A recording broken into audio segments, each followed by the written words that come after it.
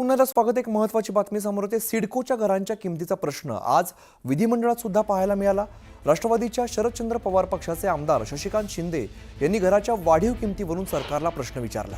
तर घरांच्या किमतीबाबत शासनाकडून सिडकोला कारवाई करण्याचे निर्देश दिले जातील असं उत्तर मंत्री उदय सामंत यांनी दिलं आहे। जी घरं जी होती ती सामान्य लोकांसाठी द्यावी। एकनाथ शिंदे साहेबांनी सुद्धा सांगितलं की मराठी माणूस आणि यांना कुठे मराठी, त्याचा रेट 81 लाख धंदा चालू केला, जमीन तुमची आणि सगळं केलं। तर आमचं म्हणणं त्या बाबतीमध्ये एक बैठक किंवा निर्णय तरी घ्या। ती तशी लोकांचा रिस्पॉन्स नाही, मग कोणतरी मोठा माणूस घेणार आणि मग परत त्याचा हे होण्यापेक्षा आपण तो पॉलिसी निर्णय घ्यावा।